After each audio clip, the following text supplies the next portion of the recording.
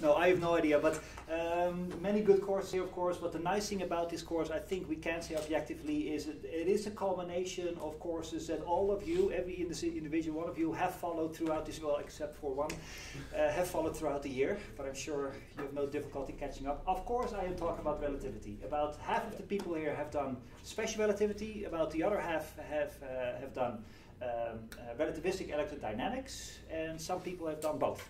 So we should be in good hands. It really is objectively the culmination, because if there's one thing that specified special relativity and its application in electrodynamics, of course, was you all there. So what is the thing that we had to restrict ourselves to up until this point? Inertial frames. Sorry? Inertial frames. I hope this is a word that is familiar to everybody by this time, okay? Now, don't worry if it's not, because we're going to spend some time today starting with some terminology that I think, of course, you should know. All these things you have seen before. I know that of each and every one of you, but it is good to have these things into proper place, because, as you know, these are courses where you can easily find yourself in conceptual misunderstanding. And it's good to have these things out of the way, especially because of the transition between special and general relativity. You have to know which theory applies where. Yes? But maybe we can start with a little, well, how should we call this? Discussion session or so, just to get a feel of the topic. So any things that come to mind when you hear the word general relativity? I'll be, note keeper, scribe. So let's make a little bit of a list of things that come to mind when you think of general relativity and dynamics. Then I'm going to see if I can connect them together so we get an overview of what the course is going to be about in the next 6-7 weeks or so. So, anything related to, or what you think is related to general relativity? I'm taking all comments. Curvature of space and time, okay. I'm not commenting on this, I'm just writing down space, time. Let's ask a question though. Space and time? Space, time. Or space, time. Okay, good, all right. Anything else? Accelerating frames. Accelerating frames.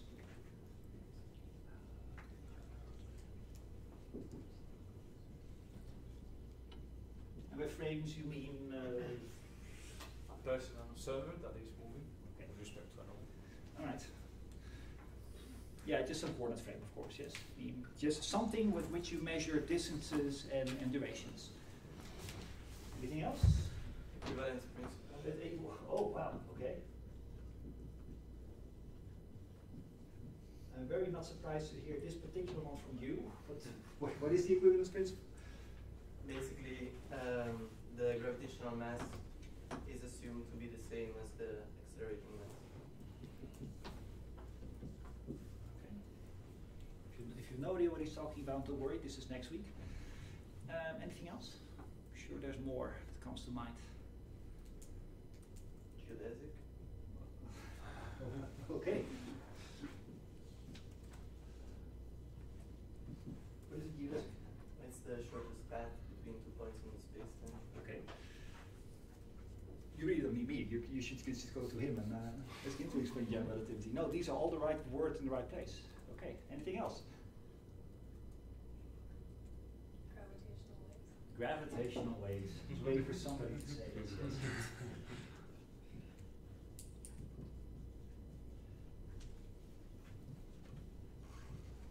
Now we have in Dutch we have a saying that if there's one sheep over the dam, more will follow. So I'm sure if you come up with one particular application of general relativity, namely gravitational waves, I'm sure some people can come up with a whole slew of other things that might have something to do with general relativity applications. Black holes. Ah, there we go, of course. Black holes. Any more?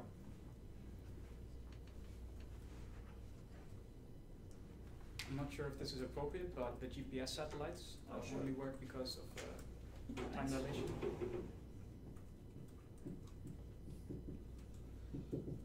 Very good one. By the way, maybe you should introduce yourself. All these people know each other. All of them MSP students. So we have a guest, you might have noticed. Okay, hi, my name is Cornel. I haven't been to school in 10 years because I got sick, and I'm checking to see if I can pick it up again, and this is basically the first interesting thing I could find. I just found out what the lecture is about, and it's cool, so. Good. Thanks. No, that's super nice. I got an email from you and his friend asking if he could join, and of course, very welcome to. So, hope you find it interesting. Oh yeah, already. Already? First not yet. Okay, anything else? Minkowski metric tensor. Minkowski metric tensor. You know what, let's make it 2 entries. Let's write something about metric tensors.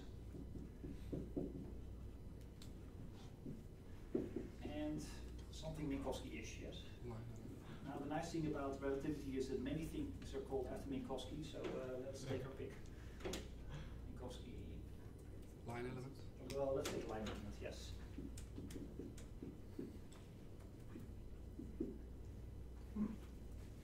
There's at least 2 things I was expecting to show up on the board at some point. Non-Euclidean space. There was another one, but I'm happy to put it there, yes. Non-Euclidean, and what was the other? Geometry. Non-Euclidean geometry, all right. Wow.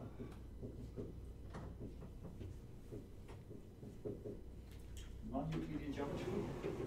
Those were not the ones I was looking for, but I'm happy to write it down. Einstein-Rosen bridge? Oh, Einstein-Rosen bridge, okay.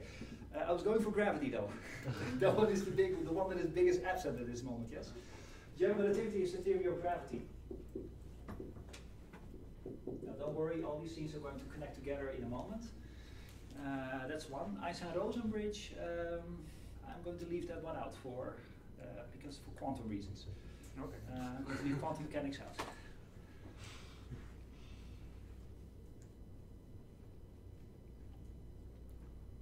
It's almost so obvious that it's hiding in plain sight. Maybe velocity and mass if you want to be that basic. Oh yeah, you know what? Sure, let's put masses in. And velocity, you know what? Let's put all the other words in place as well, right? Energy, I suppose. momentum, etc. All these, Newtonian mechanical properties.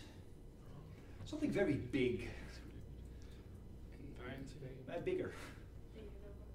Yeah, okay, there we go.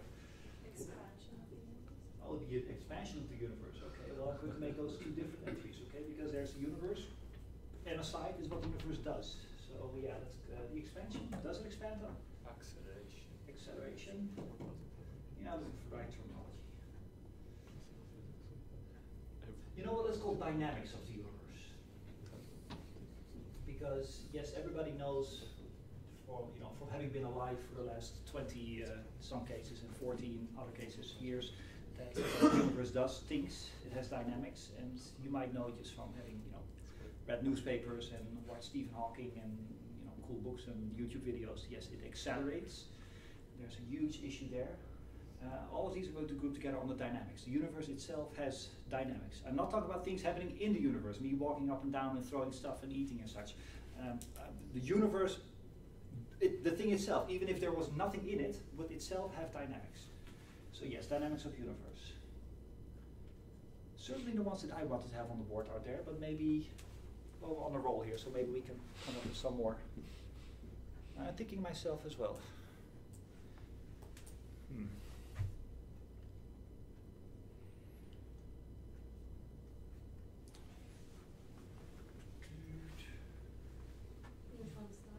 Neutron stars.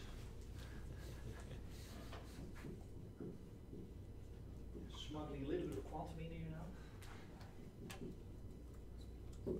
What's a neutron star? By the way, I wasn't really sure. Darish, Ali was you, right? Who was it? Oh, Natalie. Oh, okay.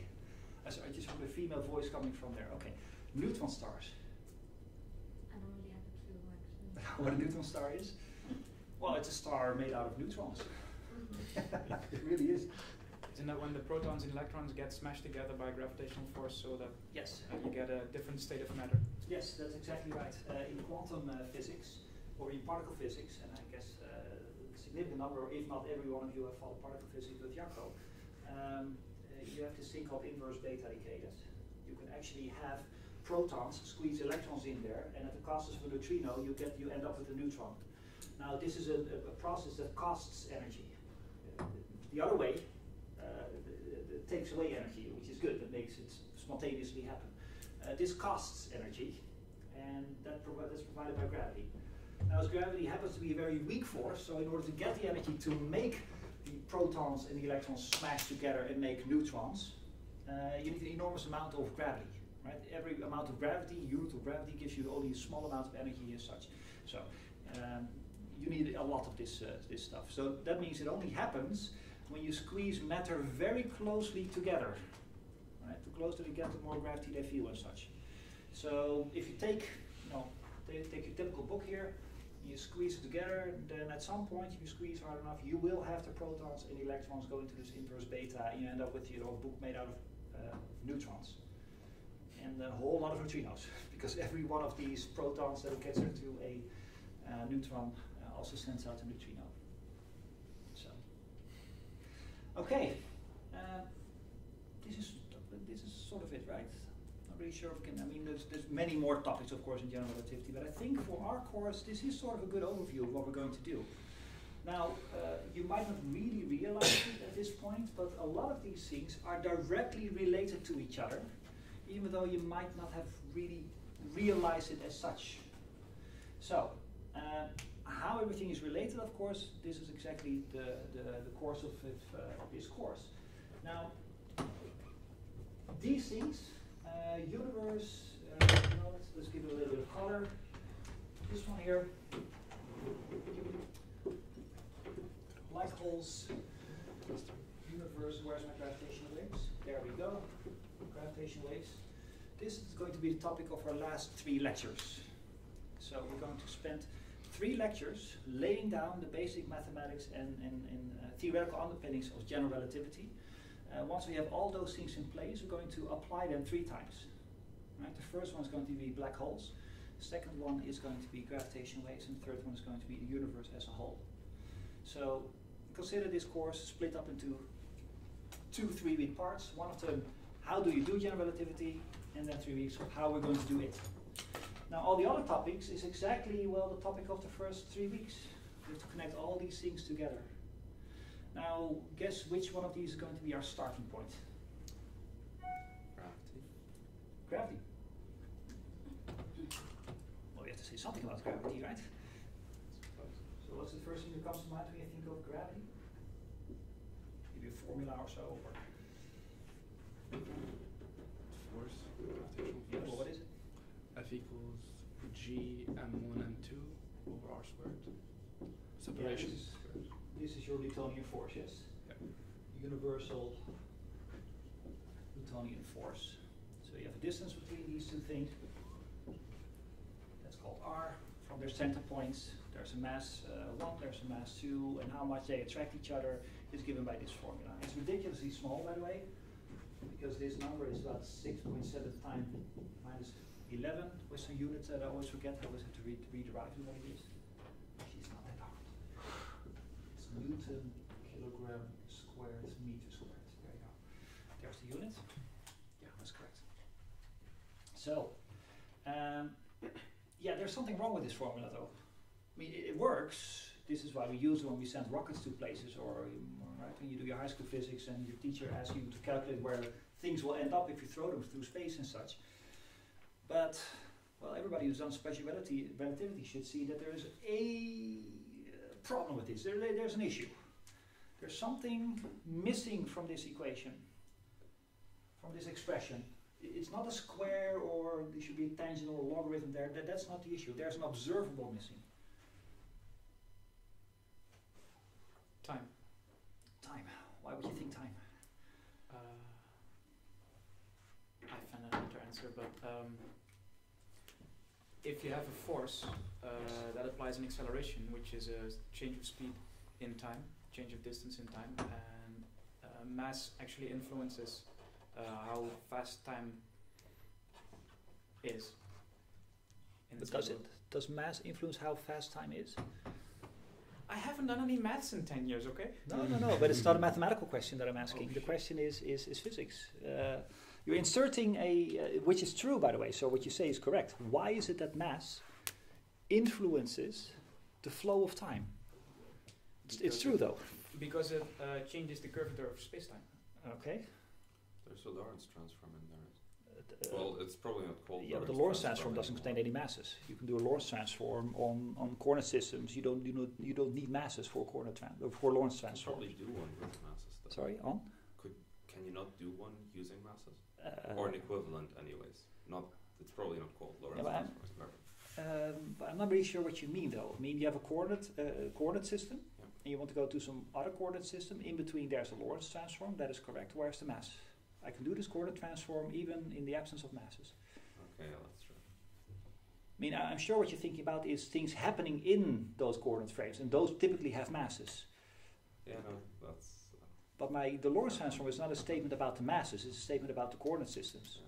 Secondly, I can even have a universe in principle where there's no masses at all. And I can still do Lorentz transforms. So there is a new thing introduced here, namely that the flow of time is influenced by the presence of masses. That is true, actually. That is one of the things we're going to derive as we go along. Now, I'm not going to take it as a starting point, because it's going to be a mathematical consequence of everything that we're going to write down.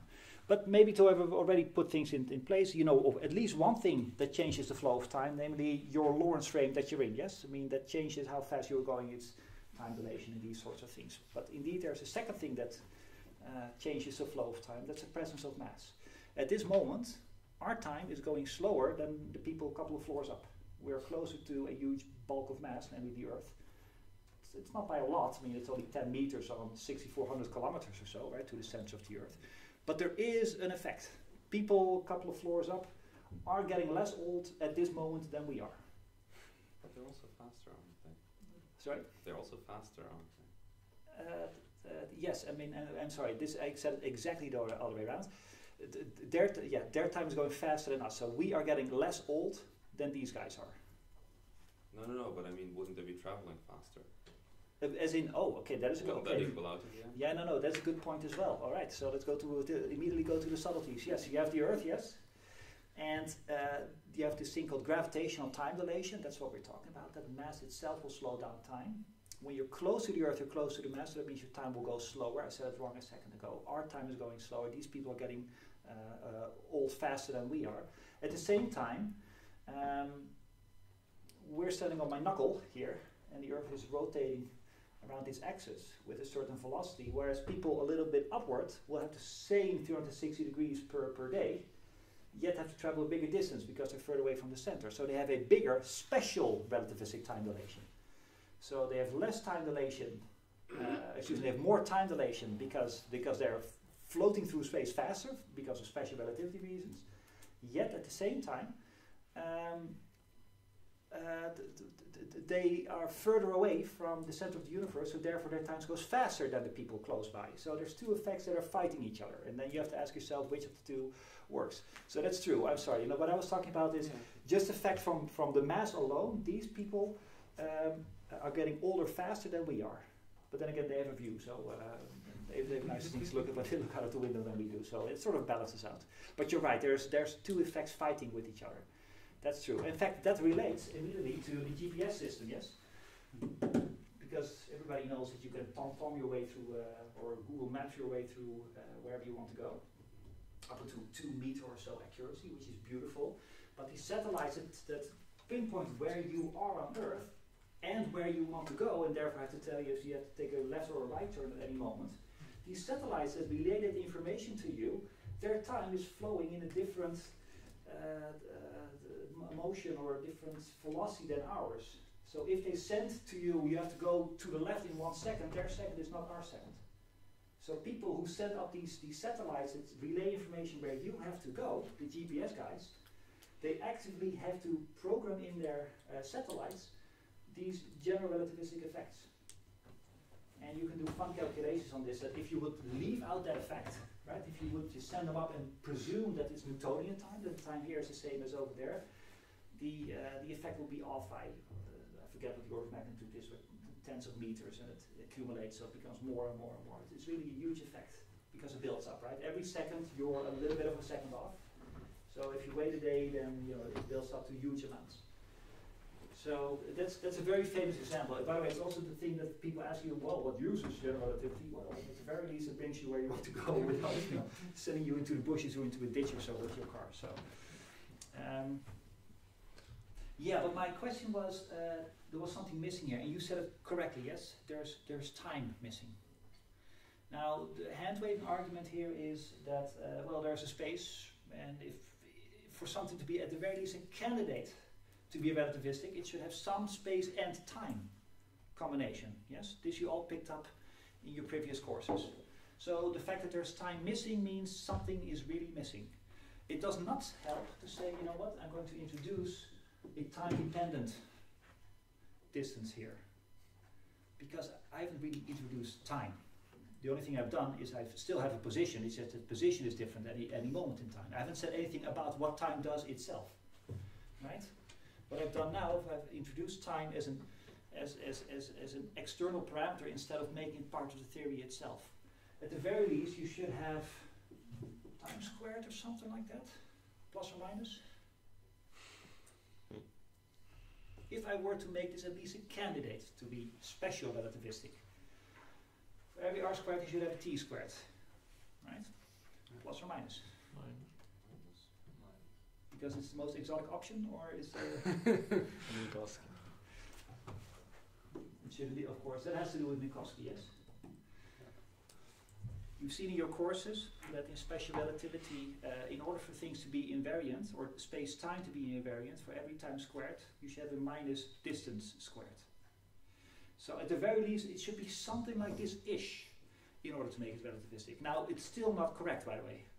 I'm just saying that if you were to put in time, it should be in this particular combination. And people have just done relativistic electrodynamics, there should be a contraction in there, and there isn't. And if you have no idea what a contraction is, don't worry about it. This is something we will discuss.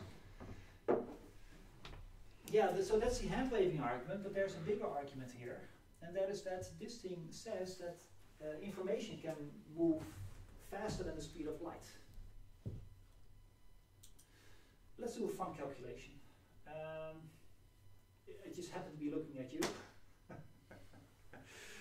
So I'm guessing. I see putting the pressure on the person who doesn't know what's happening here. No. You know, the only thing I'm going to ask you is something that you're probably going to know, namely, what is your M1? Oh, 75. Okay, so mine is 85. Okay, so our product of masses is 75, 560 plus something, so 600, whatever, number like that. Yes, it's terrible. You do general relativity, but the simple. You're off by an order of magnitude. Yeah, that too. I mean, it's a 6,000. That's not going to change my my conclusion, though. But you are, of course, very right. Again, I'm going to restate my comment. Does general relativity for a living has difficulty doing arithmetic in his mind? Order of magnitude is 6,000. Yes, something like that. Now, so our mutual distance now is what, 5 meters or so? Well, it's less. 4 meters, 3 meters. Again, order of magnitude. Meters, yes? Yeah. Meters squared, so it's probably going to be 10-ish or so. So here's 6,000 divided by 10, 600. Yeah, 10 to the power minus 11. You end up with a very small number. Agreed? 10 to the power minus 9 or so. So it's a small amount of newtons. So obviously, if my body were to choose, of all the masses present, it will probably not be gravitationally attracted to you, yes? 10 to the power minus 9 newtons is not quite enough for the Earth's force to pull me down, because you take my 85 and you take the Earth, which is 6 times 10 to the 24 kilos.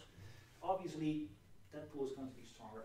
This, of course, also is the reason why it took so long for people to realize that all masses attract, because there was always this one big thing swamping all other forces by orders of magnitude. Now, suppose that I were to erase Felix. Click. There we go. Forget about conservation of energy and such, where we're just going to teleport him out of existence. So that means his mass all of a sudden becomes 0. That means my gravitational attraction to the non-existent Felix would all of a sudden be 0. And the rub lies in the fact all of a sudden. This formula gives me instantaneous information of Felix having disappeared. Once he disappears, I immediately know that this attraction. So if I had this small pico-Newton measuring device here that would pick up, there is a German guy sitting over there. At the moment that the thing disappears, the thing being you, sorry, that sounded very good, that this person disappeared, and then all of a sudden this thing would immediately know that he had disappeared. So in principle he could send me information, yes? He could say, well, you know what, at the moment that your meter goes from pico-newtons to 0 newtons, then I don't know, I should do a little dance or something like that. But he can send me information. The only thing he has to do is make himself move out of existence, and I know that I have to do a little dance. He has sent information with 0 time in between. That is not allowed by special relativity. Nothing can go faster than the speed of light. Now don't ask me what exactly it was that relayed that information, the absence of force. But something has moved faster than the speed of light, yes? Has gone instantaneously. That's what this formula tells you, by the absence of a time component in there. So this formula clearly, if you know your special relativity, must be wrong. Something is not correct there. So it has to be updated. Now, how to update this, of course, is exactly what Einstein set out to do. And surprisingly, updating this in such a way that it gets into correspondence with special relativity, the Minkowski line element, leads automatically to the curvature of space-time. So I'm now connecting these things together. Now, don't worry about not seeing all the connections. That's exactly what we're going to do in the next couple of weeks. So now you see how these things are going to be connected. Problem, in order to connect to the Minkowski space-time, you're going to need the curvature of space-time. That's what we're going to see. Now, curvature of space-time, you can call it non-Euclidean geometry. Just to put words into place, Euclidean, what does Euclidean mean? I don't know. So Euclidean geometry is the geometry that said that for each straight line, if a point is next to it, there's only one parallel line. Yes, that is true. That is very true.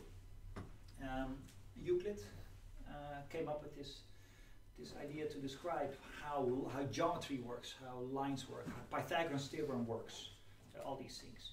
And he found that there's a finite set of rules. I think it's 3 of them, I think. Finite set of postulates, might be 4. Yeah, I think it's 4. I think it's 4. There's this 5th postulate that people try to, or the 4th that they try to put in terms of reality, and nobody ever succeeded. That was the idea. So there's these postulate that tells you, well, space, you didn't know that time has something to do with it either, Euclid, but space comes with a series of postulates. I mean, it obeys certain rules. And one of them indeed is that if you have a parallel line and you draw another line parallel to it, yes, then they will never cross. Now, but this sounds very obvious to everybody who's ever drawn a line on pieces of paper and such. But curvature space-time means that all of a sudden you get space-times where things do cross even though they start out parallel. Right? The most famous example that you can hold up is what I typically do is take a globe or something like that, or a big skippy ball or whatever. You start at the equator and you draw one line upward, you will end up at the North Pole. But the one other line that starts parallel to the first one will also end up at the North Pole. So they move parallel, but because of the curvature on the thing on which they move, they end up at the same place, and all of a sudden parallel lines can indeed cross. So you're clearly breaking Euclidean geometry, and that's what we call non-Euclidean geometry. So I should be a little bit more clear. Now, I wrote this as 2 separate entries, and they are. So connecting your Newtonian physics with special relativity requires you to write down things in terms of curved space-time. That is not enough. You need a particular curved space-time, namely the non-Euclidean ones. And you know what? Let's immediately update this a little bit. Non-Minkowskian. Because Euclid, his postulates only deal with space, the 3 space directions. And as you know from your special relativity, space always comes with a certain amount of durations. You cannot separate them from each other. So, when I say curvature of space-time, I mean something more stringent. Gravity is described by a non-Euclidean curved space-time. Now, one of the things we're going to learn in this course is, first of all, why this is true, and secondly, how to mathematically describe that. All right? That leads, the description of these things mathematically leads to this concept of the metric tensor. We will encounter already next week an object that will describe to you exactly how curved a space is. Now that object is a mathematical, you should be careful, it's not a matrix. We can write it as it looks like a matrix if you write it down. It's what we call a metric tensor. It's a measure of how curved space-time is, and therefore of gravity. Right? Gravity we write connect with Minkowski space-time. We will see that turns into a curvature non-Minkowski space-time. The description of that mathematically is a metric tensor, so therefore the metric tensor is going to be the one and only thing that you need in general relativity to describe the curved space-time. So let's immediately get used to the terminology here. This object is going to be our best friend for the next 7 weeks. Space-time curvature, metric tensor as the thing is called. Now the metric part you should understand now, yes? It tells you something about the curvature of space-time. The tensor part, yeah, well, there's a question there. What is a tensor? If only Lizzie were here, because she has this beautiful definition. Yeah. You know the definition, right? Okay. The joke is on the definition, not on Lizzie. We encountered an issue in one of the tutorials with electrodynamics a couple of weeks ago, and then Lizzie knew what a tensor was. Is it a multidimensional matrix? Not necessarily. No. Matrix comes with different rules. Isn't the definition something like a tensor transforms like a tensor? That is the definition, yes. The tensor is an object that transforms like a tensor. This is the definition that Lizzie has read in a book somewhere. That doesn't really help, right? I mean, it's sort of circular reasoning. So, but yes, there is this particular way that a tensor transforms, and that by definition makes it a tensor. Now, we will come across this particular rule for this metric thing. So, we've connected a lot of things to each other. Now, suppose that we now have a curved space-time that we now describe, but now within a couple of weeks, we will describe with this metric tensor. The next question that you can then ask is, okay, now I know how my space-time is curved. How do things move on that space-time? How does gravity make things move on that space-time? Right now we only have that things are curved. Now take my ball example again. You started the equation, you end up at the North Pole. Your ending up at the North Pole is described by the curvature of space-time, yes? If you would deform your ball and you would try to draw your lines, then your lines would end up somewhere else depending on how you have deformed your ball. So this thing, that curvature of how your ball is deformed, is apparently also a measure of how things move in space-time. So once we have this object for a given space-time, we're not done yet. We now have the ingredients. We still have to bake the cake, namely how do things move. That's this equation. So once we have our metric tensor, we can write down something that's called the geodesic equation. The geodesic equation, if you will, is the general relativistic version of Newton's first law. It tells you how things move on a curved space if you otherwise leave it alone.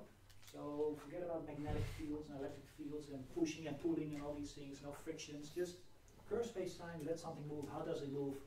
Geodesic equation. Just for completeness, I'm going to write it down. Don't worry, in week 3 we're going to derive this thing in full, but maybe nice to have everybody seen it.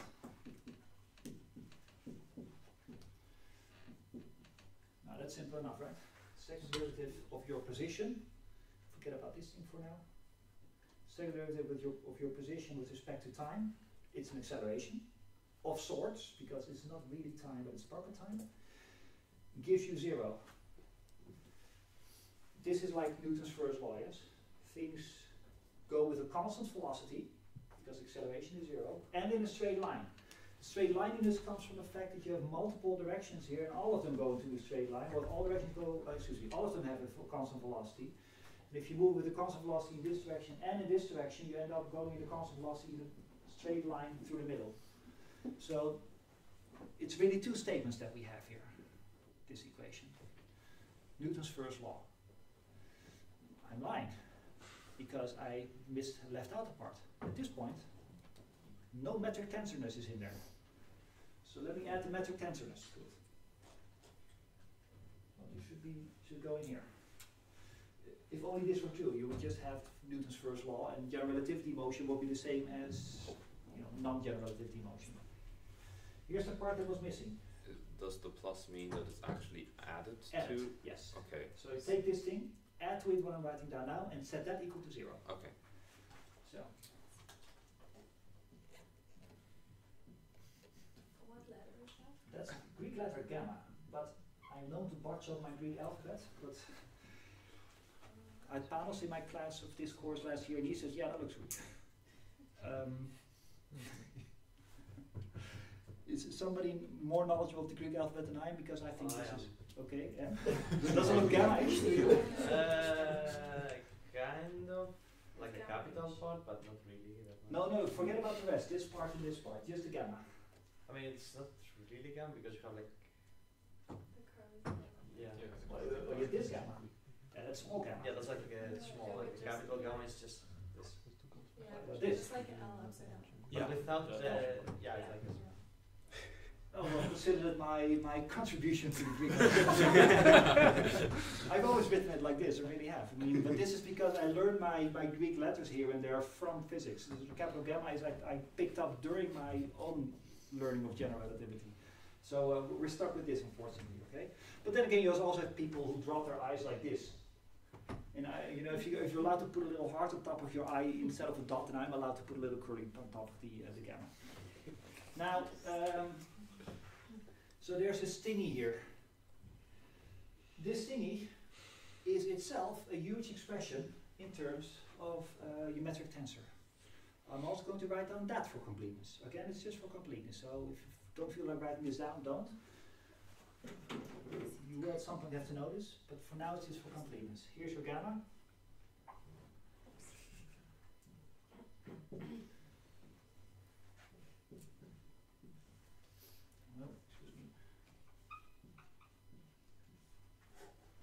Here's your metric tensor.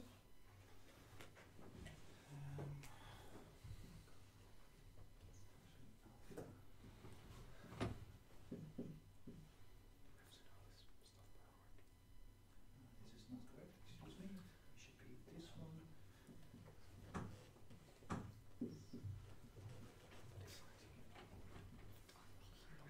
This whole thing.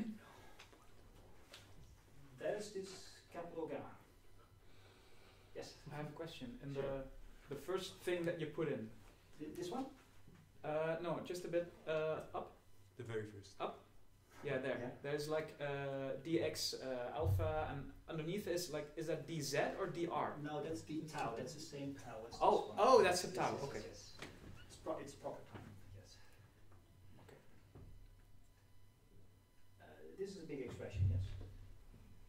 So, but in principle, you can do it. If somebody has given you your curvature of space-time, you can calculate this gamma. You can put it into this equation, and then you can solve that differential equation. And what you will get then is x as a function of proper time, and therefore how things move in the curved space-time.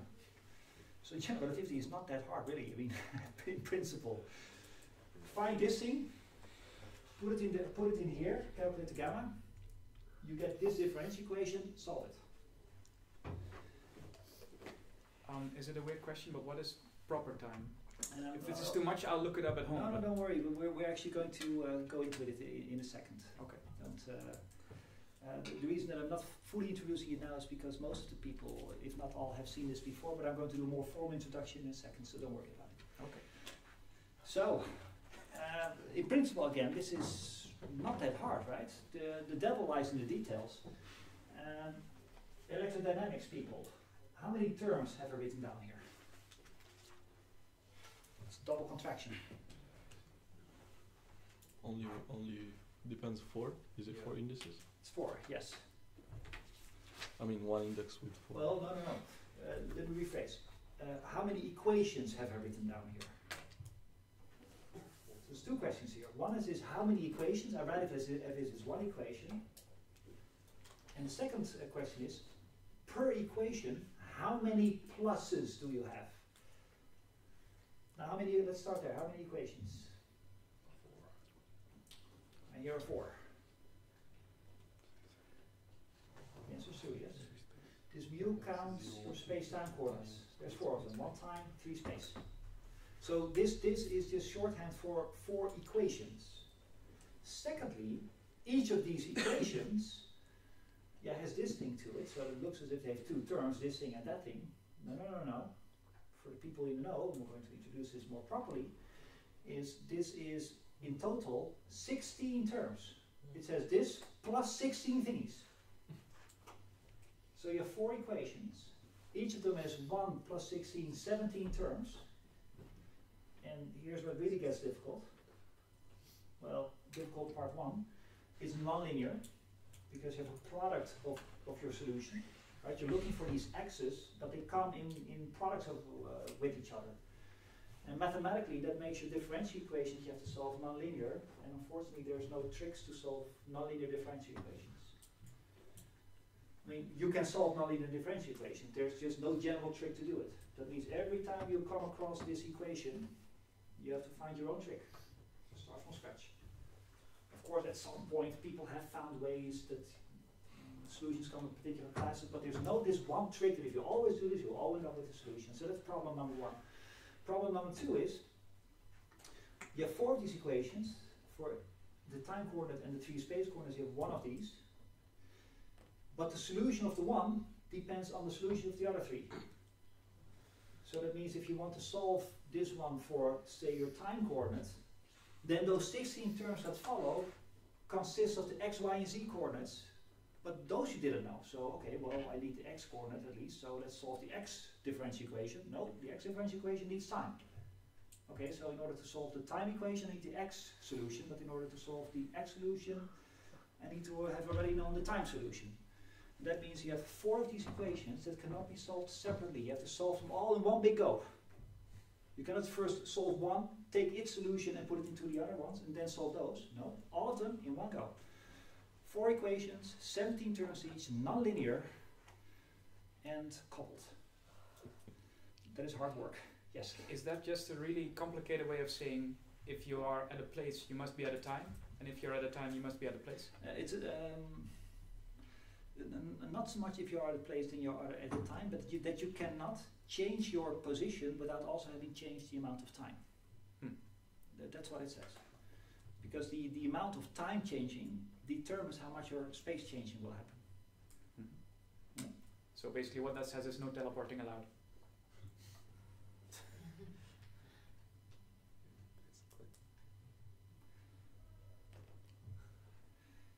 It's certainly true that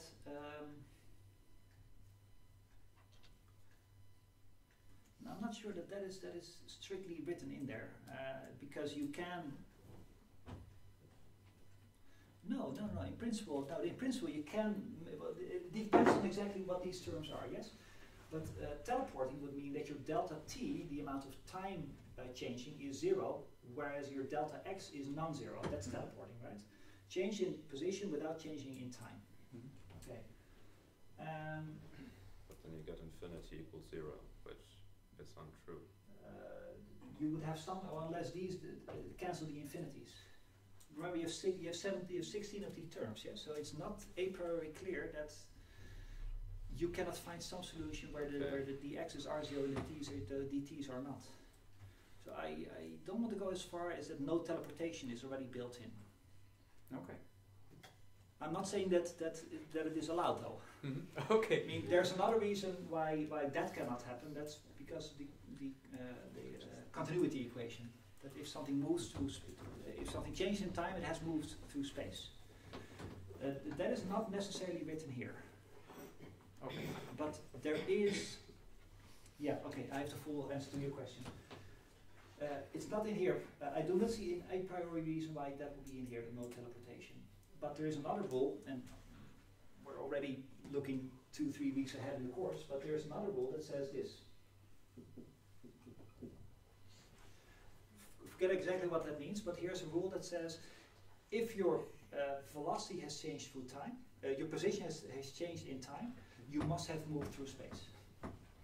And this is automatically built in. We will see this, by the way, not right now, but we will see this at some point.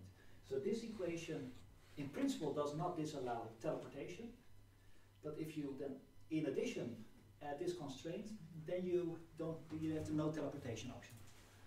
Okay. What math should I learn to understand this? Because I have no idea what it means now. No, it's tensors and contractions. Okay. But again, we will do this as we go along today and next week. Okay. Now, there are more people here who have never seen the Muse and these particular strange combinations, yes? Okay, because in special relativity, we did not do it like this. We wrote it down though. It's just we never did it in this particular way. The electrodynamics people have seen this. So what I would like to do for today is I'm going to do special relativity in this new notation. Now, I'm not going to teach any more new special relativity. You have already seen, all of you have already seen this. But it's a stepping stone towards understanding this notation. Now, there's some learning curve there, how this notation works. Unfortunately, it's a learning curve that everybody who does general relativity has to go through. Because, well, here's a good example. If I'm going to ask you to solve this, what we call geodesic equation, this one here, just writing down your 4 equations of 17 terms each is taking longer than solving the thing. Well, then there's the solving. That itself takes a lot of time.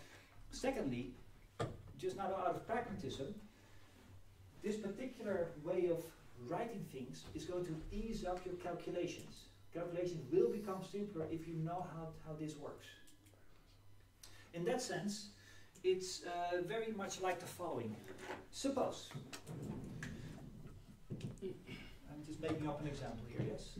Suppose that I say there is this one observable x, function of time, and it obeys this equation. If I were to ask you, manipulate this solution x, this thing has a solution, x is something, something, something, you might already know what it is from your classical mechanics. If I were to ask you, manipulate that x, take the tangent of the x, take 5 derivatives of the x, integrate the x, you would have a difficult time if this was the only thing that told you what x was, right? If the only thing that specifies for you what x is this difficult equation, then doing stuff with x is going to be very difficult for you. You know what will be his better strategy? Find some mathematics that tells you what x is, get its expression, and then all of a sudden all next steps, integration, differentiation, are going to be very easy. Now everybody knows what the solution is, yes, to this one. It's differential good. It's 2 derivatives plus the thing itself. 0 is a solution, that's very true. But the more general solution, you have a thing, you take 2 times its derivative, you add itself to it, it's 0. E to the power of x or sine or cosine? Or 0? 0 absolutely again works because 2 times derivative of 0 is 0 plus 0 gives 0, that's correct. But a cosine works. 2 derivatives gives you minus cosine, plus that cosine gives you 0. You know what? Another solution. E to the power of x doesn't work. Yes, but that's the same thing. E to the power I t also works. Yeah, true, with an I in the I. Yes. Because you need the I to get your missing minus sign. Yeah, but I mean, then you might as well write it as a sign.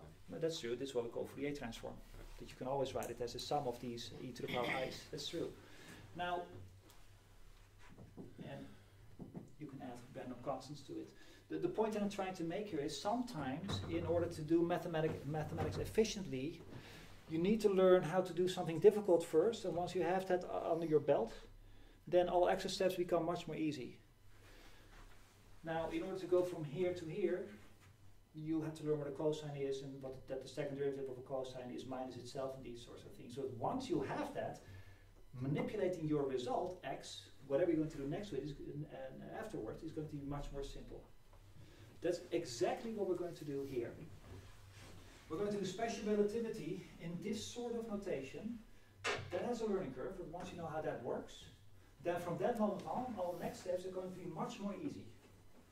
So you have to bear with me for a bit, yes? The people who did electrodynamics will find parts of this very familiar, still going to be useful, I think. So, let's see, we can tick off a couple of these things. Let's go through it one more time. We had gravity, Newtonian, did not work because it does not agree with Minkowski, with special relativity. As a result, in a way that we will see, you're going to end up with the curvature of space-time, more specifically the non-Euclidean curvature of space-time. That you describe mathematically by a metric tensor. You have the metric tensor that brings you to the Geodesic equation, and from a Geodesic equation you will find how things accelerate, how things move through space-time. That connects these things to each other, and then these ones that I put in green boxes is how we're going to apply this methodology in the last 3 weeks. I think that's it, yes? Did we miss one? Ah, that's the only one we have not put into place. I'm going to leave that one for now. Inertial mass equals gravitational mass. Unless Giovanni, you want to give a short introduction to that statement. Right? Everything is now connected to each other except for this one. So, want to give a elevator pitch? Yeah. So basically, it states that gravity is not really a force because when we have an acceleration, the physics is exactly the same as being inserted in a gravitational field. So the real inertial frame is a free fall, because that's where you are. That's where you're not receiving any force. The free fall. So when we are actually on the surface of the Earth and we are like standing still on the surface of the Earth, we are actually in a non-inertial frame because of the equivalence principle. So, yeah, so it's okay, so your statement is equivalence principle says that you cannot distinguish a free fall from an for example, you cannot distinguish being in a free fall from being out of space, yes, far from every force field. Yes. But if you are instead subjected to a force, that's the same thing as being standing on the Earth's surface. I see. This is the famous thought experiment with the Einstein elevator or something like this. You might have seen this before. That if this elevator is accelerating upwards, yes, then you know you feel yourself pushed against the ground. If you would have stood on a scale, then all of a sudden the scale would have read more than your 75 kilos. All of a sudden you would be more my numbers, 85 kilos or so. Even though there's nothing has changed about my mass. What has really happened is that my body tended to stay where it was, whereas the elevator was pushing against my feet. So yeah, there's some force, extra force on this thing. So there's no surprise there. Right? This is the same force. We're going to call this a fictitious force from next week onwards.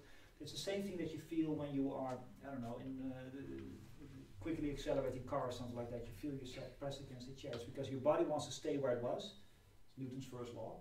Whereas the car is trying to move forward, and of course that's going to give you this push against your back. But it also means that this push, extra push that you feel downwards, feels as if there's gravity pulling on you, right? I mean, the scale gives you a bigger number.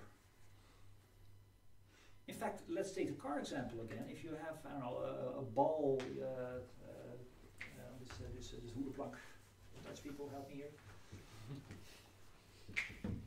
Well, we all know what we mean, yes, but what is the flat thing on top of your trunk that's inside the car? Yes. You know, where you put your little dog with a bouncing head that waves at people behind you. You know what I mean, right? I mean, the dashboard? No, not the other side.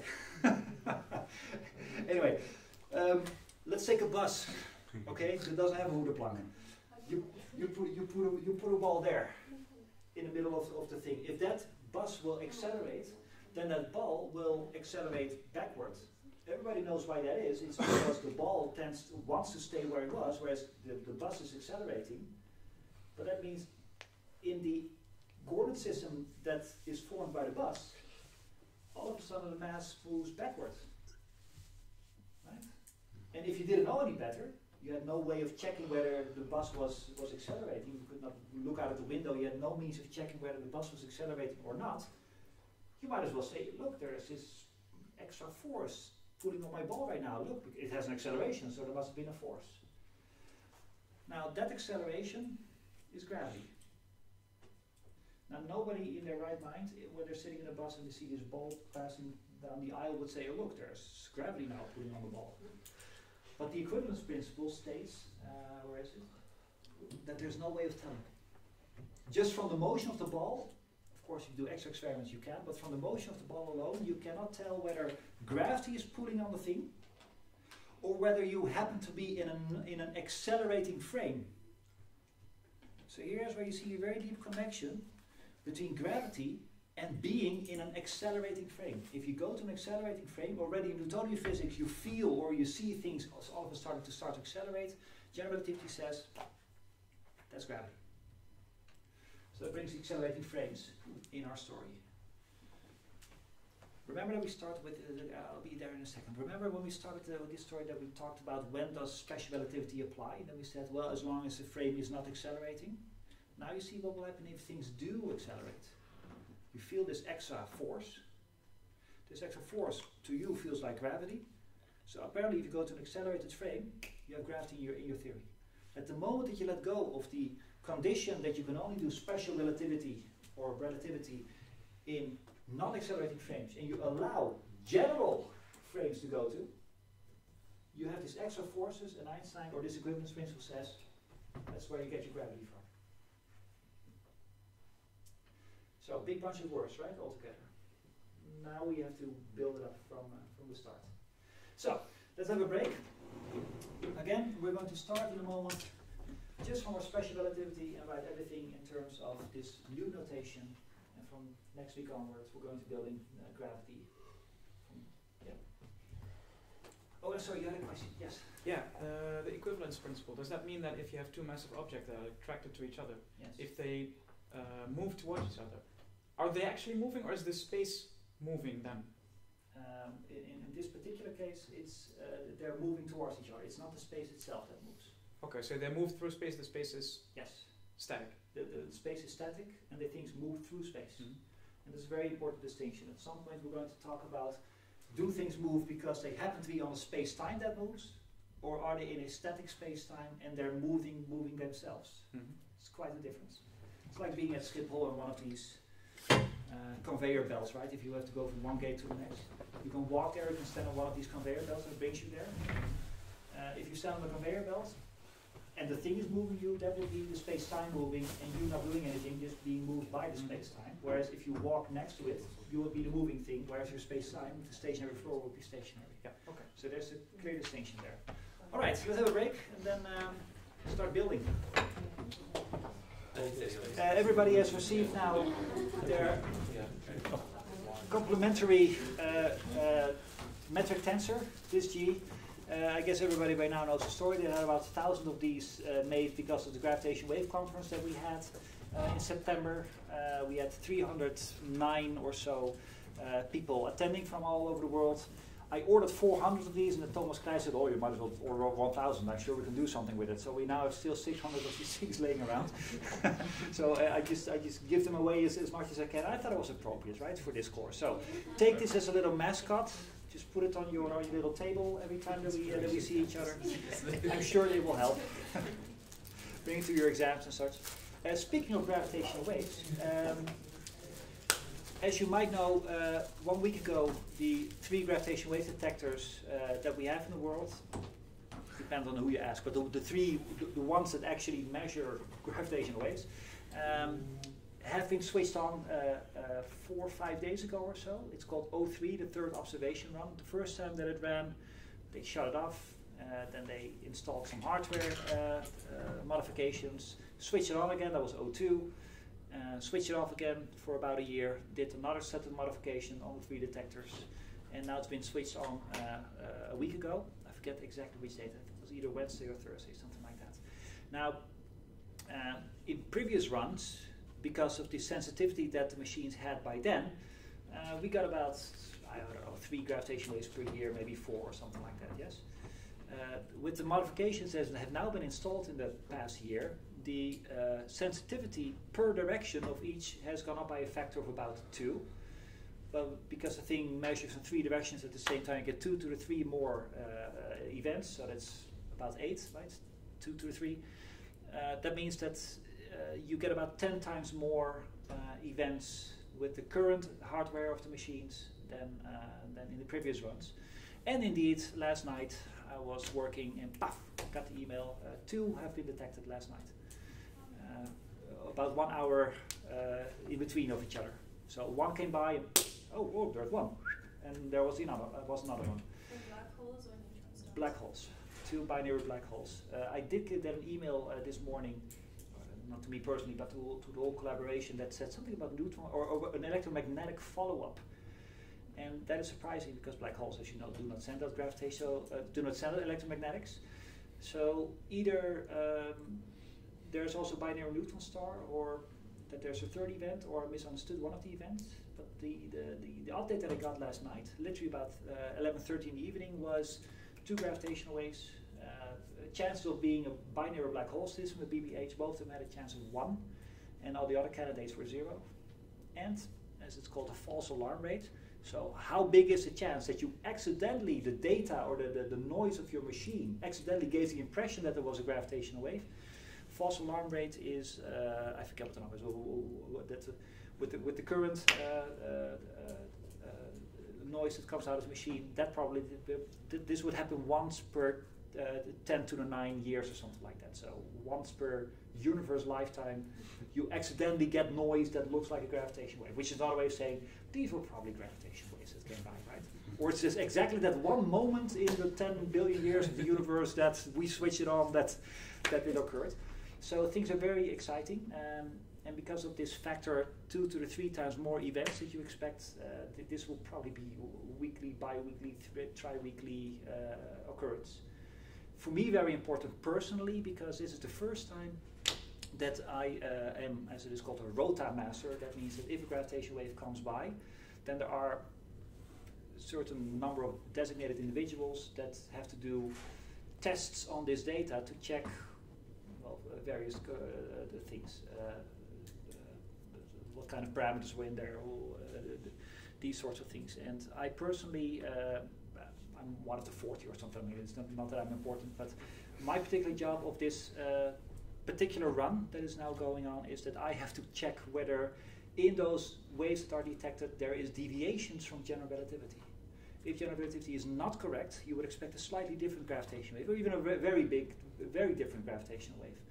And it is up to me for the first time to do those tests. So it's very exciting for me as well. So I'm going to head to NICAF tomorrow for 2 days to do these tests to see what comes out. Very new for me. I mean, I've done many of these runs before, but never with people actually looking on my fingers whether I did, you know.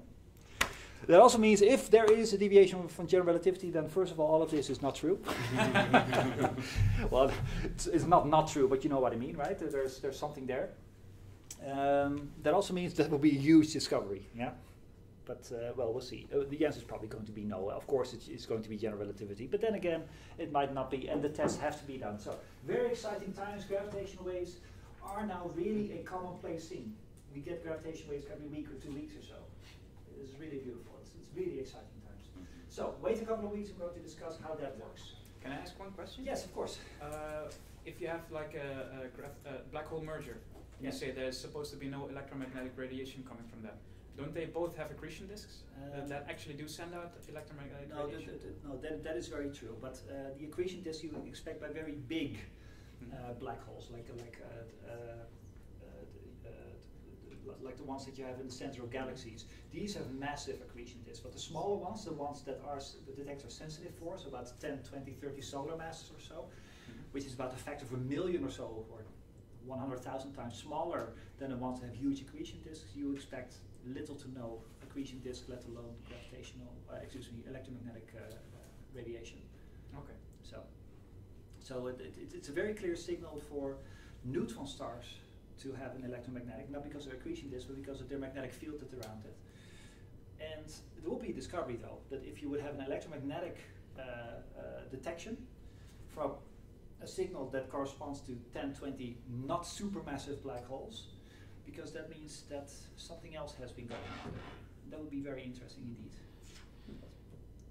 Okay, So, just so you know, just put things into place. This is important stuff that we're doing right here, right now. Now, we were going to go through special relativity, not with the intent to teach you special relativity, but to teach you the notation, yes?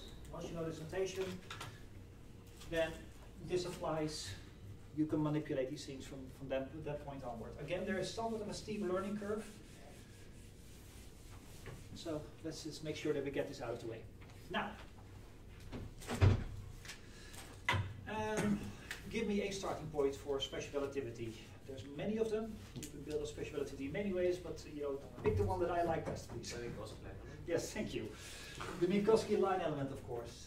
We've had this discussion in many times before. Yes, you can build a special relativity for many ways. Typically, what you see is, well, the speed of light must be the same for all observers. That is really not the right starting point if you want to do general relativity.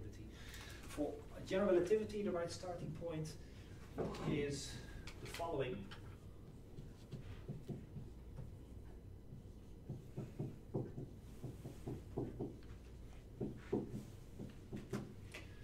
This is the Minkowski line element.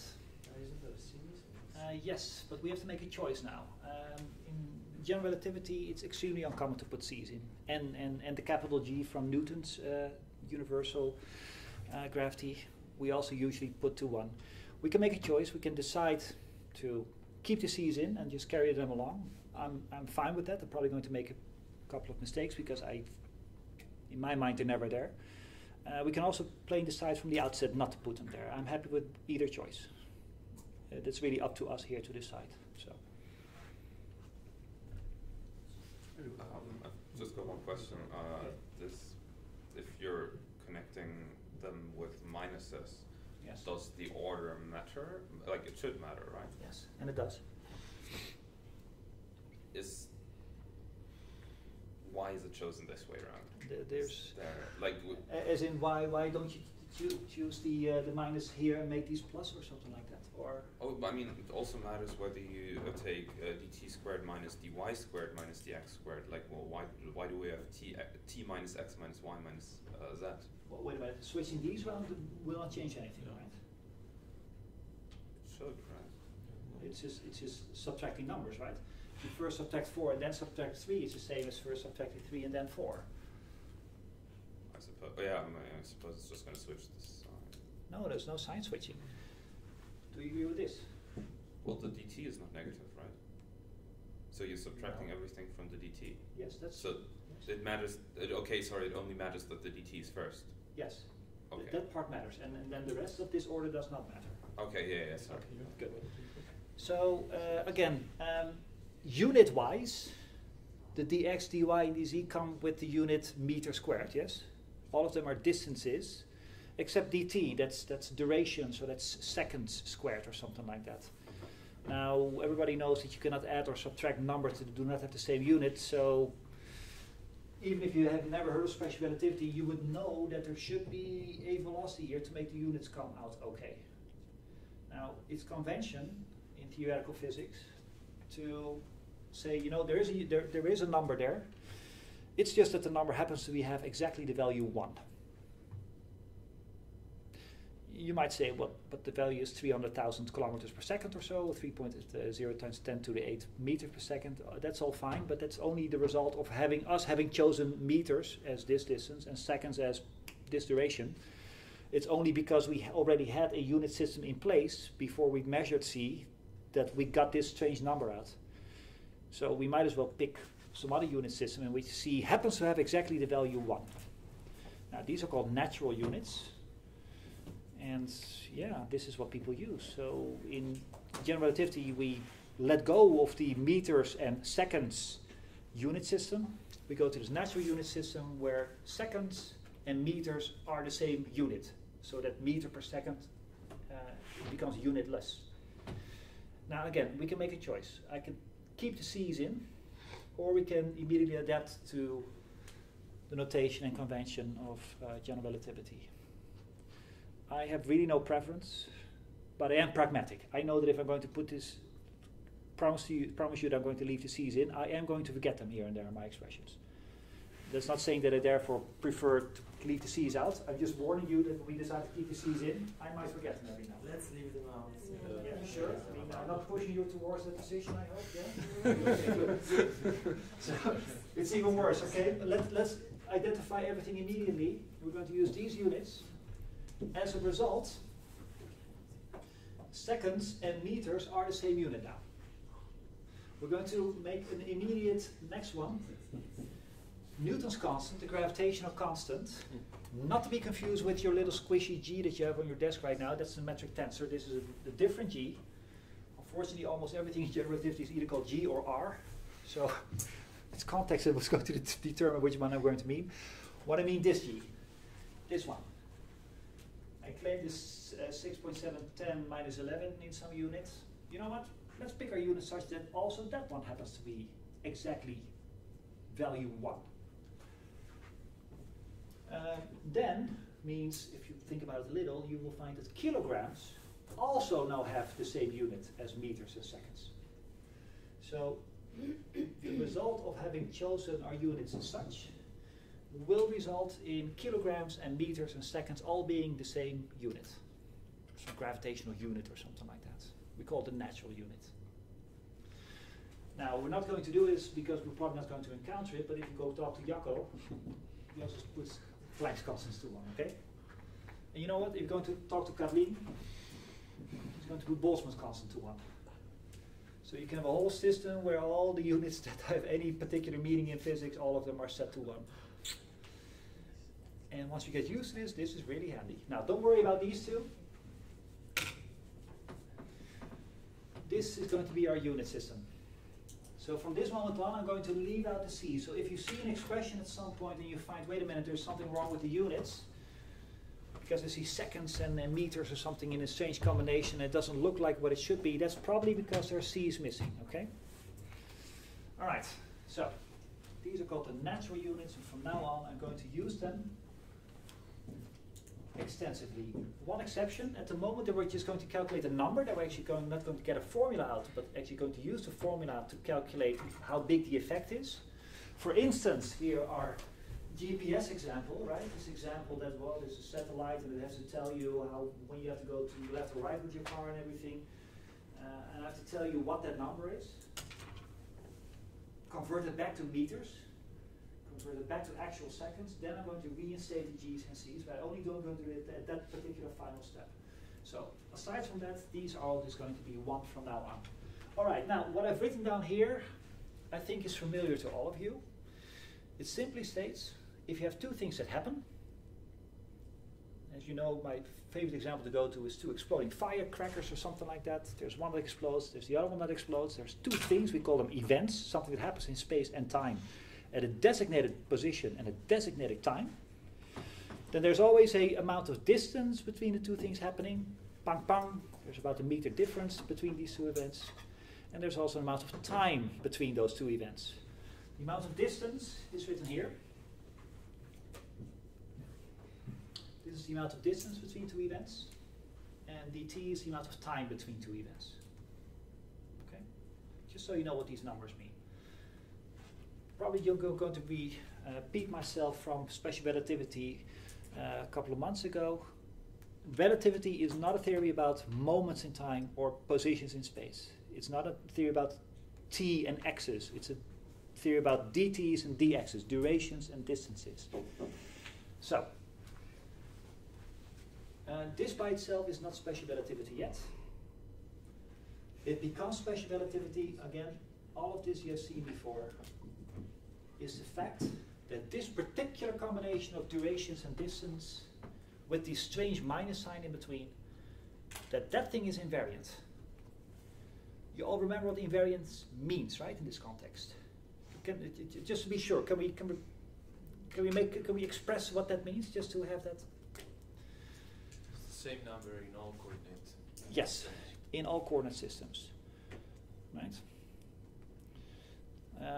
Again, exploding firecracker example, there's one that explodes here, and there's one that explodes there.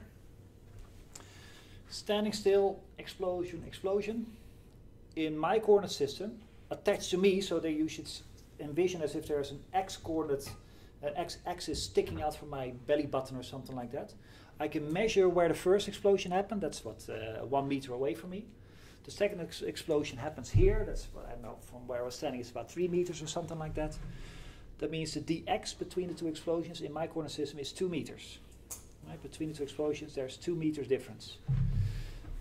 But if I just happened to be the guy who was walking here and it exploded now, pang, and I walked on, and exactly at the moment that the second one exploded when I arrived there, then my coordinate system with the 0 point in my belly says, well, the first one happened in my coordinate system at position 1, and the second explosion also happened at position 0. This also happened at position 0. So in that coordinate system, the dx will be 0. Yes? Now, that is what is meant by going to a different coordinate system. You can have that in some other guy's coordinate system, and in my example, there was me standing still versus me walking, you would get a different number for my dx. I call that dx prime typically. My dy prime could in principle be different as well, and my dz prime could also be different. Invariance means that even though these numbers are different between two observers, the dt adapts. My amount of time between the two exploding firecrackers is not the other guy's amount of time between the exploding firecrackers. They adapt. How do they adapt? In such a way that the total outcome, the grand total of these numbers, is going to be the same for all. That's what's called invariance. Unfortunately, in some books, not the actual physics textbooks, but in more popular science, they typically say that it is constant. That's fine. Constant also means something in physics. It means that it does not change in time. That's not meant. It's invariant. It's the same number in every coordinate system. Okay. All clear? Is this the space-time interval? Yes, this is the Minkowski space-time interval. Okay. Yes. And another word of saying the same thing is Minkowski line element. Or space-time interval is indeed what you also encounter in books. So you could also say special relativity is a statement that the Minkowski line element is invariant. Now, when we did the course in special relativity, this statement, this invariance of this particular combination of dt's and dx and dz's and dy's was enough to derive all of special relativity. You got the Lorentz transforms, you got your time dilation, you got your Lorentz contraction, you got E equals mc squared. All these things all came only from this statement alone. Okay? So this, literally, including the fact that it's invariant, is enough to derive all of special relativity. Now, it's not a course in special relativity. In fact, it's a requirement for this course, so I'm going to assume that you all know how this works. Okay? And in your particular case, that means I might give you some material to read through this. Okay, so again, we're not going to rederive everything from special relativity. I'm just going to write this statement in a new notation. I'm going to define the following. I'm going to write dx with an index, a mu. This is going to be shorthand for these 4 numbers. This is what the mu means. Mu, a Greek small letter here. I wrote the mu without twirly parts this time. It's readable, right? Good, it's passable, okay. So this mu, every time that in relativity you see a small Greek letter as an index, it means it can have 4 values. It can have the value 0. That does not mean dx to the power 0. It means of these 4 numbers, take the one that corresponds to time. Mu can also have the value 1. That means take the dx corresponding to one of the spatial directions, x. If mu is 2, it means take of these 4 numbers, take the one that corresponds to direction in one of the other directions, y.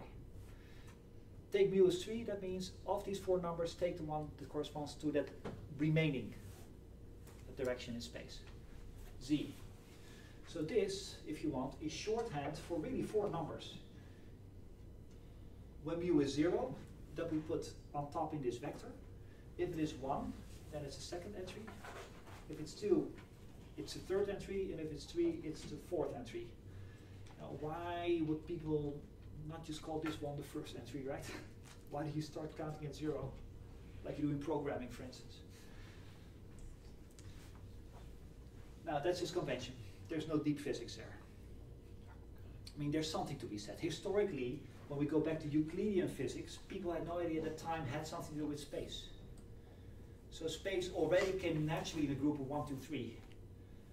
And then the time part came in, and then you either call it 4 or you call it 0, but you do not mix it up with the existing 3, this block of 3 that you already had. So this is probably the historical reason. So long story short, this is shorthand for 4 numbers. The time between the firecrackers in one guy's coordinate frame, the distance between the firecrackers in one guy's coordinate frame in x direction, the distance between the 2 firecrackers in one other in the y direction, and finally the distance in this third direction, the z. 4 numbers written down as one big thing. Good. So far so good? Yep. Okay. Next question. Again, it's just introducing notation. If I go to some other guy's coordinate system, and then I end up with not dt, I end up with dt prime. Right? A different duration between the firecrackers. I also end up with a different distance between the firecrackers.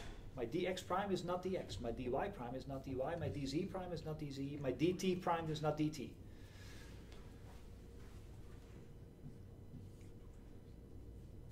Now this, by the same notation, I could write as dt primed, dx primed, dy primed, dz primed. But I know how these numbers and these numbers are related to each other. Right? If I tell you how much time there is between the 2 exploding firecrackers in one guy's coordinate frame, and I tell you how much distance there is between the firecrackers in one guy's coordinate frame, you are able to calculate how much time and distance there is in the other guy's coordinate frame. There's a very particular relation for this. Do you remember what it was? Can you write dt primed in terms of the non-primed numbers? Do you want the expression? Yes, actually, yes. Or just a word that encapsulates the expressions. Lorentz transformation? The Lorentz transforms, yes. Now.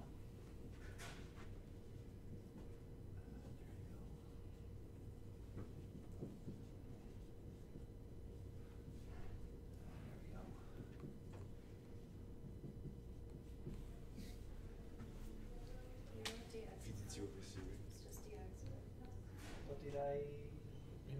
Oh, sorry. This should not be a prime here. Is that what you meant? Yeah. Yeah. Sorry. There you go. Are they actual primes, like mathematical primes, or is this just a way of saying it's a different coordinate system? It's just a way of saying different coordinate system. It's not a prime in the sense that it is a derivative or something like that. It really just means other coordinate system. We can choose different notation if that confuses you. We can also say dt1 with a little small 1 down, as in one guy's coordinate frame. But I prefer not to do that because there's already zeros 1 to 3 that says something about what mu is. So I prefer the primes. Okay. But you know, depending on what author, what lecturer you listen to, they might have different notation. As long as we understand each other, we should be fine. Now, in your special relativity course, you have derived these expressions. You know why this is true. You can prove for yourself that if dt prime can be written as such and dx prime can be written as such, then this number is exactly that number. Then you find your invariance. Okay? So this is typically how you derive these things.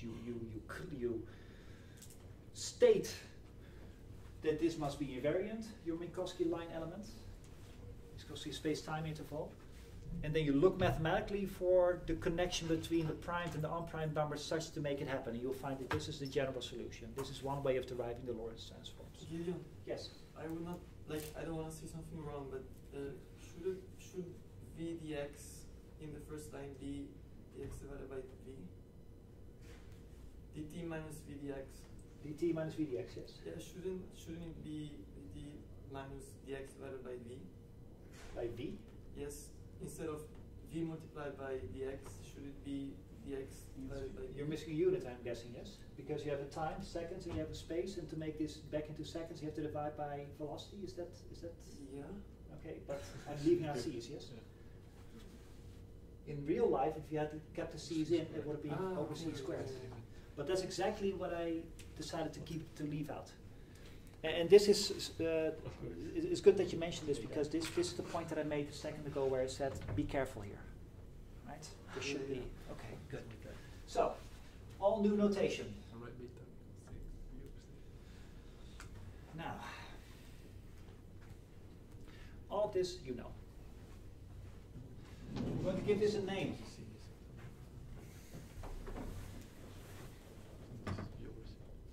Electrodynamics people know what word is coming now.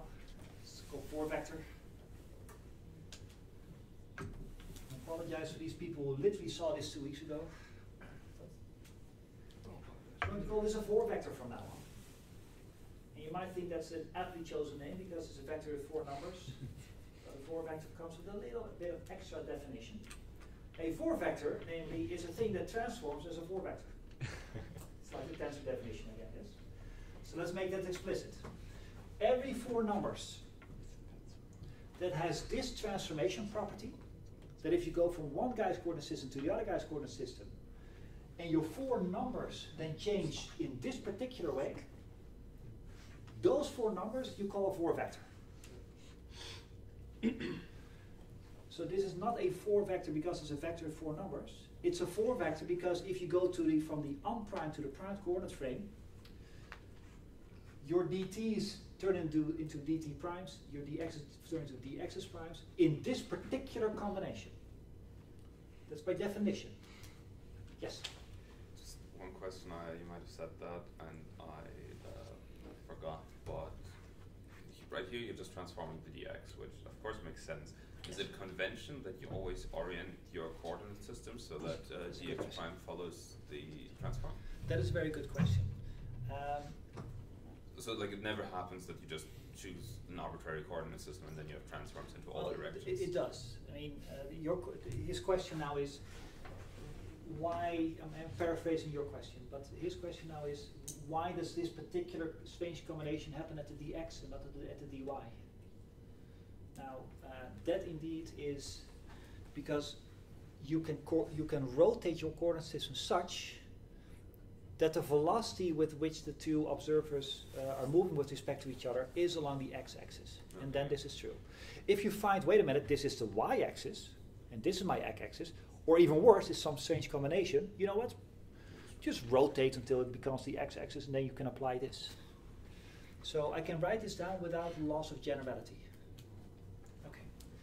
Now you don't have to. There are, I mean, if you're unlucky and you have a lecturer who really does not like the group, he will probably give you an exercise where he's going to set up the coordinate system that it cannot be rotated or something like that. But that's mathematically cumbersome. It's not physically more difficult. So we're going to assume that the transformations, the relative motion between observers is always along the x-axis. We don't have to, but we can do it without loss of generality. It's mathematically much more easy.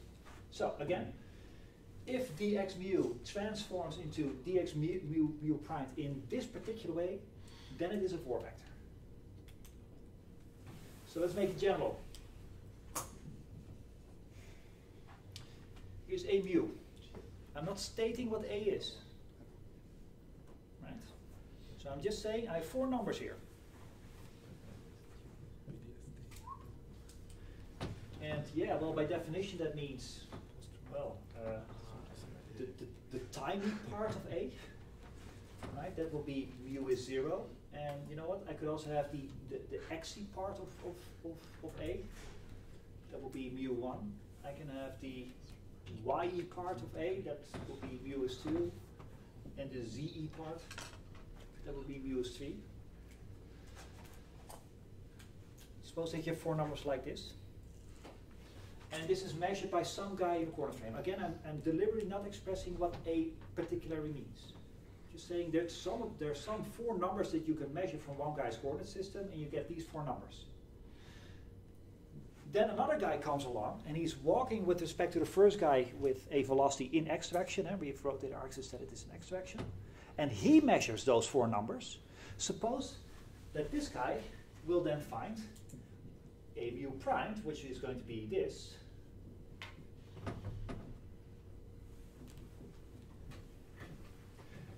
This arrow means go from one guy's coordinate system to the other. Can I claim A is a 4 vector at this point? No, not yet. Not yet, right?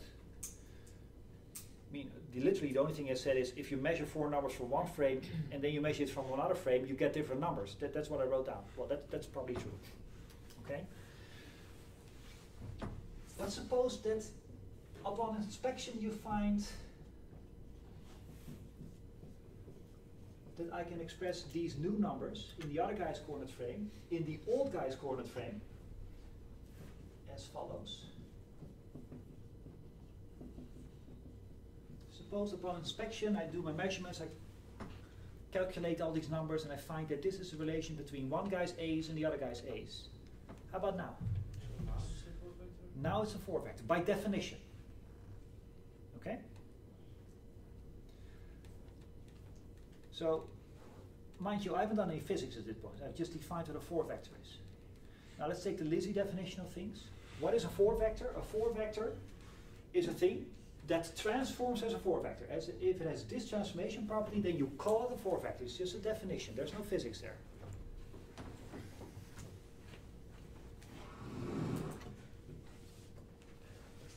So, in the last minutes that we have, let me make a very important statement. Again, I apologize for electrodynamics people. I've literally just seen this a couple of weeks ago. It's good, don't worry. Suppose that I have a 4 vector. Again, I'm not stating what my 4 vector is. I'm just saying that there is a 4 vector. And you know what? Suppose that I have another 4 vector, which I'm going to call B.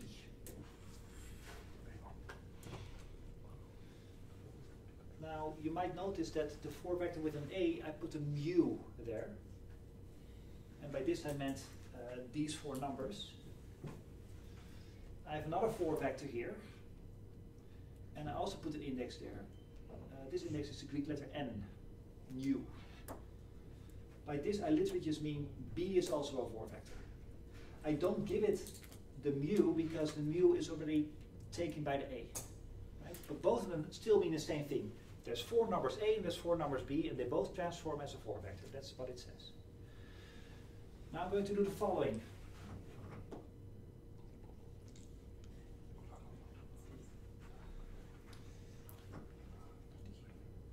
This is where the notation crappiness starts.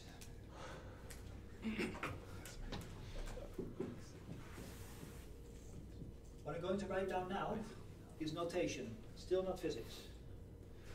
This particular combination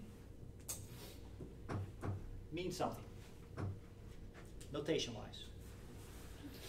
We have a standing agreement in theoretical physics that if you have an object that has a Greek index down, we call this literally downstairs, this is a normal term you will read in books, an index downstairs, but you also have an index upstairs.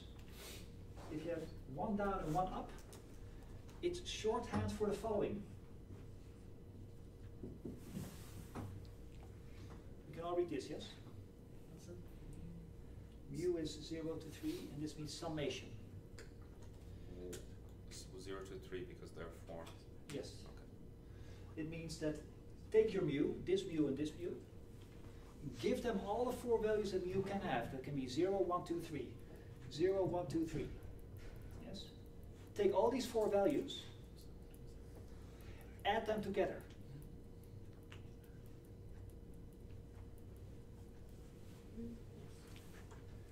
Again, it's notation. Let me define it a little bit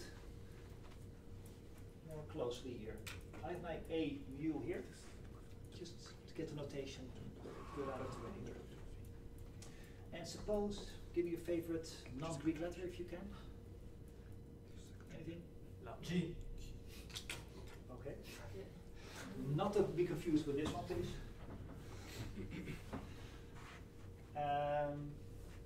This is also mu. Then this, as we already defined, is 4 numbers, yes? It's AT, AX, AY, AZ. And these G's also are 4 numbers. It's it's GT, right? Mu is 0, corresponds to T. GX, GY, and GZ. Why is the letter like on the down bar? There's a difference between those, and we will encounter that during the tutorial. You will see the exact definition, the difference between the two. For now, accept from me that this is just another 4 numbers labeled by this mu, yes? So suppose that A mu is this thing, G mu is that thing, then finding an upstairs index and the same downstairs index, again, it's just notation, means the following. It's by definition means this. Take mu to be one of these values, 0. Okay, if I take mu to be 0, I get A0, the first number here, that will be AT. But I would also get this mu with its 0, that will be the GT. That will be mu is 0. This symbol means, now also do this for mu's 1, 2, and 3. So I would get, okay, AX, GX, AY, GY. So that's what's meant by this. Let mu be all the 4 values. Write it down, you get this. And then add these numbers. I'm missing one. AZ, GZ. Again, it's notation. You get 4 numbers that you have had to add together.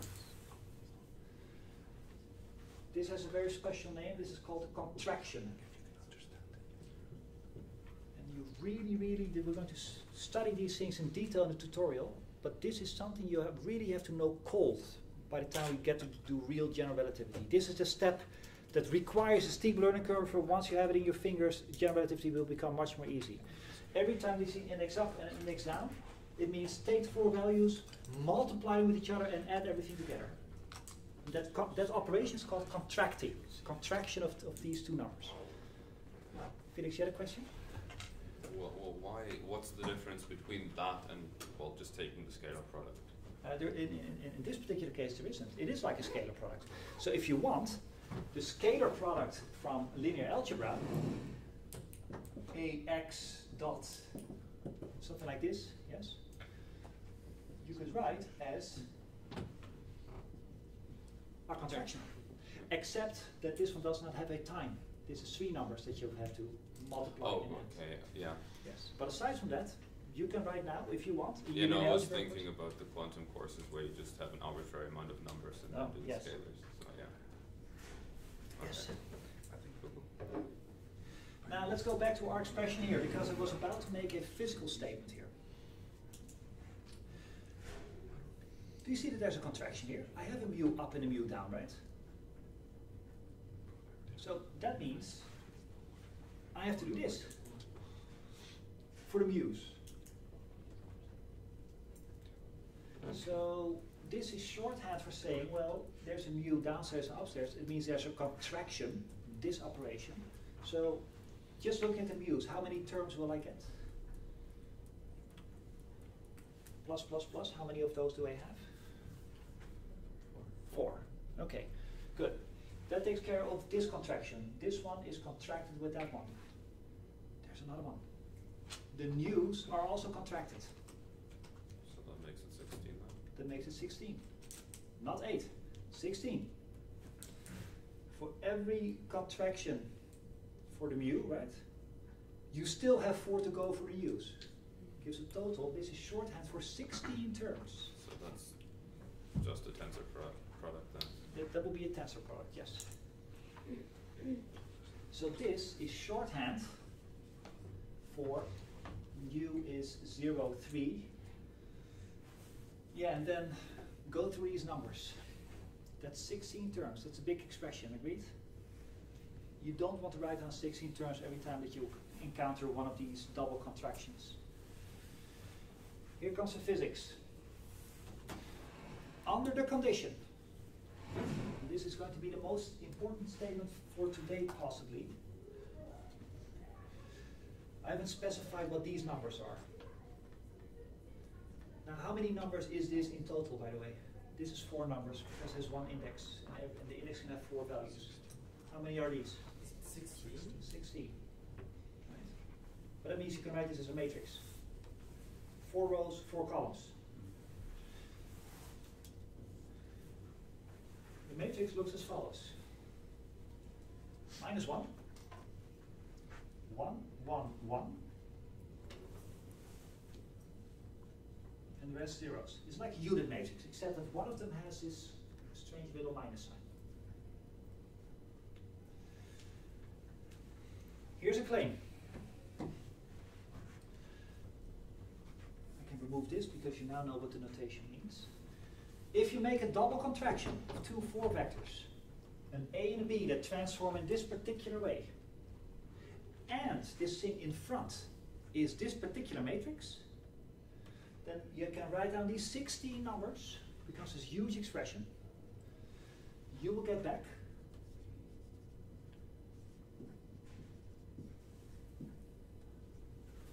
exactly the number that you would have gotten if you would have done it from the other guy's coordinate system. This is a claim. We will prove this in the tutorial. It's abstract, yes, what I'm writing down now.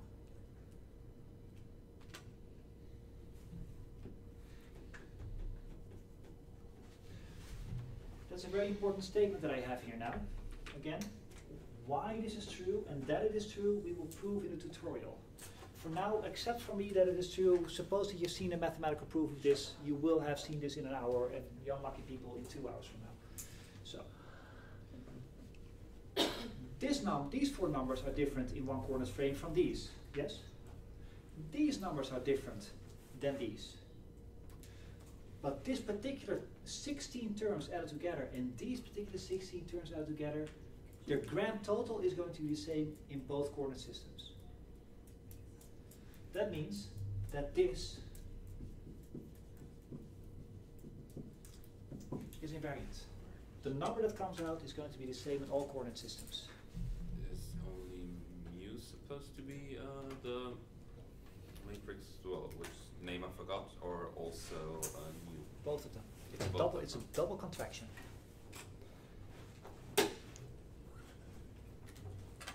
Now, to finish up, we're going to practice this in tutorial just to put things into place. We're going to operate in a world in the next couple of weeks where space and time are going to be different in different coordinate systems. It's much worse than it was in special relativity, where the relationships between this guy's duration, this guy's distance are very simple. They're at worst, they're Lorentz transforms. Right? That's as difficult as it got in special relativity. In general relativity, we will see that it becomes much more complicated. How this guy's duration and that guy's duration, the amount of time between firecrackers and the amount of distance between firecrackers, is going to be very much more complicated than just Lorentz transforms.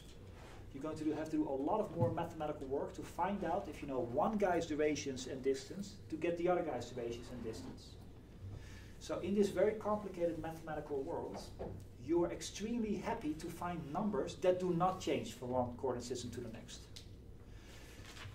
We have now, again, once we've gone through the tutorial, you will have seen that this particular combination will not change. You can go to whatever coordinate system, this number will always be the same, and that's good news.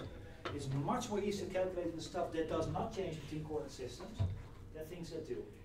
And that's not just pragmatism, there's also physics there. It means that if you have found rules of physics, how nature behaves in one coordinate system, and you find that this is the way that they move, that it moves, that means that the rule, the law of physics, is going to be the same in all coordinate systems. You don't have to change your Newton's laws, for instance, when you go from one frame to the other. You don't have to change your electromagnetism, you don't have to change your thermodynamics, your optics. If you can express your laws of physics in terms of these invariants, these double contractions, then you have found rules that hold in all coordinate systems. And that gives you general relativity. The laws of physics hold in general coordinate systems. Not just in one, not just in the other, they hold in all. This is why this is going to be the bread and butter of this course. Okay, any questions on this? All good? Right, then let's go to the tutorial. Okay. For the people who are interested, I have some books here on general relativity. This is the one that we're using. This is mine, so it's been used many times. The people who really cannot get enough of contractions, read this one. It's contraction from page 1 until page 500. Here are ones. That's the first page. Yes.